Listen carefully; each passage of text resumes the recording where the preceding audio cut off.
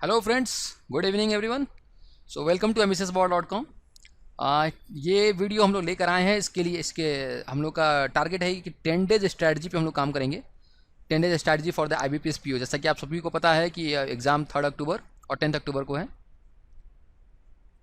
11 अक्टूबर को भी है, थर्ड जो भी है। तो हम लोग फर्स्ट डेट को कट ऑफ डेट मानते हैं और यहाँ से अभी हम लोग देखेंगे तो हम लोग के पास टोटल 10 डेज बची है। इनफैक्ट जब ये वीडियो अपलोड होगा तो आपके पास 9.5 डेज बचा होगा, ये 9 डेज बचा होगा। ठीक है, तो अब आपको जो है एक दिन आपको डबल मेहनत करनी है और उसके बाद से आपको रेगुलर प्रैक्टिस करनी है। सिर्फ ये 10 दिन में स्ट्रैटेजी है IBPS PO प्रीलिम्स को क्रैक करने के लिए। और एक बहुत ही क्लियर कर दूं, यहाँ पे एक डिस्क्लेमर आप लोग को डाल दूं। ये जो भी वीडियो आप लोगों की स्ट्रैटेजी और रिवीजन की बात की जा रही है, रिवीजन उन्हीं का होता है जो लड़के प्रिपरेशन करते हुए आए हैं। हम लोग यहाँ पे we are not selling any magic here, हम लोग कोई मैजिक नहीं बेच रहे हैं। तो यहाँ पे जो भी प्रिपरेशन करते हुए आए हैं उनको रिवीजन करने के लिए स्ट्रैटेजी है ये IBPS PO की। ये 10 दिन का कोई गाइड नहीं है जो आपको IBPS PO क्लियर करा देगा।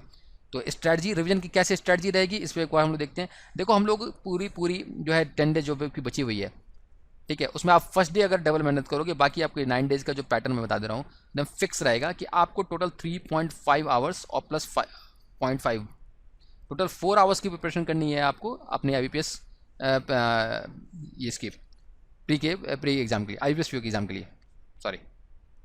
तो इसमें सबसे पहला जो हम लोग सेक्शन बांटेंगे वो क्वांट में बांटेंगे। क्वांट में आप करना है, क्वांट में देखो पहला bar graph, pie chart, table chart, line chart, daily एक एक लगाएंगे। ठीक है, डेली एक एक लगाएंगे और टारगेट ये करो कि किसी भी इस क्वांट को जो सॉल्व करने के क्वेश्चन को सॉल्व करने का आप 7 से 8 मिनट का एवरेज लो। 7 से 8 मिनट का एवरेज लोगे तो ये 28 मिनट्स यानी कि 30 मिनट्स आपका स्पेंड होगा। देखो, ये टाइम को लगाकर, टाइम मैनेजमेंट के साथ आप इसको सॉल्व करने की कोशिश करोगे, उससे क्या होगा, आपके इस टाइम के साथ भी प्रैक्टिस भी हो जाएगी। आप सबको पता है ये जो एग्जाम होने वाला है ये सेक्शनल वाइज कट ऑफ होता है, ये आपको अच्छे से क्लियर है। तो सेक्शनल वाइज कट ऑफ के लिए आपकी हर एक चीज़ की तैयारी एकदम एग्जैक्ट होनी चाहिए और टाइम के मैनेजमेंट के साथ होनी चाहिए। तो आप यहाँ पे डेली, अभी से लेकर डेली आप इसको सारे तरह के जो क्वांट्स हैं उसको आप जो है एक एक सॉल्व करोगे। और मैं एवरेज टाइम देता हूँ 7 to 8 मिनट, चलो हायर साइड पे ले लेते हैं। 8 मिनट्स इंटू 4 आपका 32 मिनट्स, यानी कि total half an hour, 32 minutes, half an hour आप इसको दोगे। ठीक है, then come to the quadratic equation. ठीक है, और क्वांटिटी 1 क्वांटिटी 2 अल्टरनेटिव डे पे लगाओगे। एक्वाडिक ये जो है रहेगा और आपका क्वांटिटी 1 और क्वांटिटी 2 अल्टरनेटिव डे पे लगाओगे, यानी कि 5 दिन आप क्वांटिटी 1 लगाओगे, 5 दिन आप क्वांटिटी 2 पे लगाओगे। ठीक है, 5 क्वेश्चन ऐसे डेली अटेम्प्ट करोगे। फिर आपका आएगा अप्रॉक्स वाले क्वेश्चन, अप्रॉक्सीमेट वाले क्वेश्चन जो आते हैं। ठीक है, उसकी प्रैक्टिस करोगे डेली 10 की। देखो, ये कभी कभी आ जाता है एग्जाम्स में, कभी कभी इसमें कुछ चेंज कर देते हैं, लेकिन ये आपकी प्रैक्टिस एकदम लगातार होनी चाहिए। ठीक है, तो इस तरह के 10 करके अगर आप लगाओगे तो 10 into 10, अभी 10 डेज हैं तो 100 क्वेश्चन से आपकी प्रैक्टिस हो जाएगी। ठीक है, और इनमें से आपको किसी भी डाउट हो कि कौन सा पैटर्न है, कैसा इंपॉर्टेंट है, तो mbcsbaba.com पे आप विजिट कर लो, mbcsbaba.com पे विजिट कर लो। यहाँ पे सारे मॉडल्स क्वेश्चन पड़े हुए हैं, सैम्पल्स क्वेश्चन पड़े हुए हैं। ठीक है, तो आप वहाँ से देख लोगे। फिर रॉन्ग नंबर सीरीज आप लगाओगे डेली 5। रॉन्ग नंबर सीरीज लगाने का मेन कंसेप्ट क्या है कि आपका एक रीडिंग पैटर्न वो डेवलप हो जाएगा। 50 क्वेश्चंस के रीडिंग पैटर्न मतलब आप एनालिसिस कर लोगे कि अच्छा यहाँ पे ये गलती हो रही है, यहाँ पे बाई फैक्टर 2 है, यहाँ पे मल्टीप्लिकेशन फैक्टर 2 है, यहाँ पे मल्टीप्लिकेशन फैक्टर 2 + 5 है, यहाँ पे डिवीजन फैक्टर है। इस तरह के जो आपके अप्रोच होते हैं वो ज़्यादा खुल जाते हैं। ठीक है, तो इस चीज़ को आप एकदम क्लियर कर लोगे तो क्वांट आप डेली 1 आवर्स लगाओगे। फिर आप आओगे रीजनिंग में। ठीक है, रीजनिंग में बॉक्स बेस्ड पजल डेली एक लगाओगे। ठीक है, और फिर शेड्यूलिंग पजल यानी कि डे बेस्ड पजल जो होता है, डे बेस्ड पजल्स जिसमें मंथ लिखते हैं, मंथ भी दे देता है, डेट भी दे देता है, इस हिसाब से ये एक एक्टिविटी हुई, एक दिन ये एक्टिविटी हुई, एक दिन ये एक्टिविटी हुई, इस तरह के जो पजल्स होते हैं। और फिर अनसर्टेन सिटिंग अरेंजमेंट रहता है जिसमें आपको पता ही नहीं है कि लीनियर इसमें ध्यान देना, इसमें लीनियर सिटिंग अरेंजमेंट में आपको पता ही नहीं है कि नंबर ऑफ मैंस कहाँ पे खत्म हो रहे हैं। क्योंकि कई बार जब आप लगाते हो रीजनिंग लगाते हो तो आपका सारा अप्रोच आपके टारगेट पे होता है कि अच्छा 8 लोग बैठे हुए हैं तो पहले आप 8 लाइन बना लेते हो ऐसे करके, 1 2 3 4 5 6 7 8। कभी कभी ये अनसर्टेन हो जाता है कि कितने बैठे यही नहीं पता, इसके बगल में ये बैठा है, बी के बगल में सी बैठा है, सी के बगल में डी बैठा है, लेकिन ए से लेकर डी बी सी ये कहाँ खत्म हो रहा है ये आपको पता नहीं है, क्योंकि आपको पता ही नहीं है कि टोटल मैन पावर वहाँ पे कितने हैं। ठीक है, तो इस तरह के अनसर्टेन सिटिंग अरेंजमेंट लगाओगे आप डेली एक। ठीक है, 10 फिर हो गए 30 आपकी रीजनिंग तैयार हो गई। डायरेक्शन सेंस आपको पता है डेली 2 लगाओगे। और डायरेक्शन सेंस वैसे नहीं लगाओगे, देखो पहले डायरेक्शन सेंस बहुत सिंपल होता था कि एक आदमी यहाँ से चला, नॉर्थ में गया, नॉर्थ से ईस्ट गया, ईस्ट से फिर नॉर्थ गया, और नॉर्थ से फिर ईस्ट गया, फिर ईस्ट से साउथ गया, बताओ कहाँ डिस्टेंस ट्रेवल किया। इस तरह क्वेश्चन नहीं आते। अब ये थोड़े से वो वर्ड बेस्ड हो गए हैं, वर्ड बेस्ड हो गया है, कह सकते हो। ठीक है, तो ये वाले क्वेश्चन लगा लो। फिर ब्लड रिलेशंस के 2 क्वेश्चन और सिलोगिज्म ओनली फ्यू टाइप्स के डेली 5 लगा लो।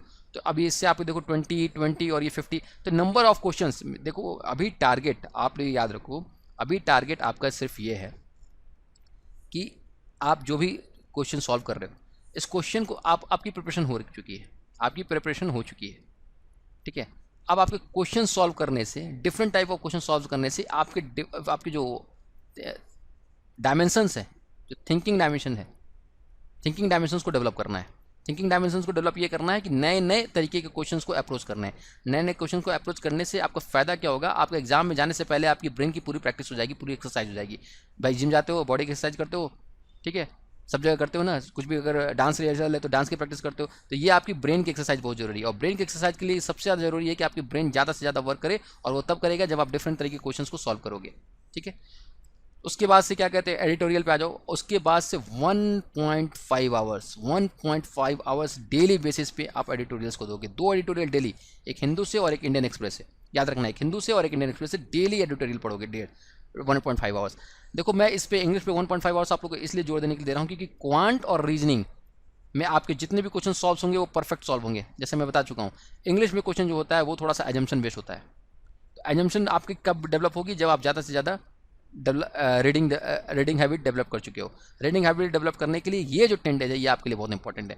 तो इस पूरे प्रिपरेशन में क्वांट, रीजनिंग और इंग्लिश, इसमें सबसे ज़्यादा जो आप फोकस करोगे अभी इंग्लिश पे, रीडिंग हैबिट को अपने डेवलप करोगे, रीडिंग हैबिट को डेवलप करोगे, ठीक है, ठीक है। और इन सब करने के बाद से आप IBPS PO 2020 के नाम से ये जो मॉक टेस्ट है IBPS, आप testambitiousbaba.com पे एकदम बिल्कुल सेम पैटर्न के क्वेश्चंस आप अपने दे दो। 29 रुपीज़ पर डे। अगर देखो, अगर आज अगर देखो सिर्फ 10 डेज बचे हैं तो 299, सिर्फ 299 का ये पैकेज है। ये पैकेज पे देखो, ये मैंडेटरी नहीं है, आप लोग अपनी प्रैक्टिस करके अपने आप को एनालाइज करते हो जब, तो इसके लिए आपके लिए बहुत ज़रूरी है, बहुत ज़रूरी है, ठीक है। ये इंपॉर्टेंट है, बहुत नेसेसरी है आपके लिए। इसमें 45 मॉक टेस्ट हैं, टोटल मॉक टेस्ट हैं, जिसमें 15 फुल लेंथ के मॉक्स हैं और बाकी 30 सेक्शन वाइज हैं, 10 क्वांट के, 10 रीजनिंग के, 10 इंग्लिश के, विद डिटेल सॉल्यूशंस। और जरूरत पड़ने पे आपको कोई भी अगर डाउट्स होती हैं तो आप 1-to-1 हम लोग से कंटैक्ट भी कर सकते हो। तो ये आप लोगों के लिए टेस्ट सीरीज बहुत इंपॉर्टेंट है। अगर लेना चाहते हो तो आप लोग इसको ले लो testambitiousbaba.com पे, या आप हम लोग का ऐप डाउनलोड करके आपकी प्रिपरेशन के लिए आप अपने एक तो 3.5 आवर्स जब आप उसमें स्पेंड कर दोगे, और 1 आवर्स अगर आप अपने इस टेस्ट सीरीज में दे देते हो, बाकी का सारा टाइम आपके लिए रिलैक्स करने के लिए, ठीक है। Go with a good mood. और देखो एक और चीज़ बताना था कि कभी कभी क्या होता है, हम लोग स्लिप ऑफ टंग से या कुछ चीज़ें जो हम लोग बताते हैं उसमें थोड़ी सी मिस्टेक हो जाती है, रिटन मिस्टेक या कुछ भी मिस्टेक है, तो उसमें ज़्यादा जाकर बहुत ज़्यादा जजमेंटल होकर कमेंट करने की जरूरत नहीं है। वो अपना टाइम स्पेंड कर रहे हो, जो भी इसमें आपको अच्छी चीज़ें लगती है, जो भी गुड थिंग्स है इसमें, आप बस उसको ऑब्जर्व कर लो।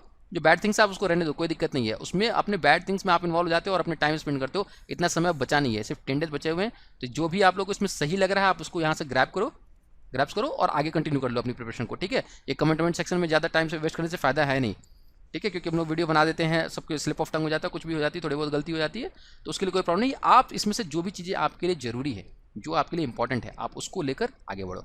All the very best. अगर कोई भी डाउट है तो आप इस कमेंट सेक्शन पर डालो, हम लोग उसके लिए नई वीडियो लेकर आएंगे। Thank you, thanks a lot.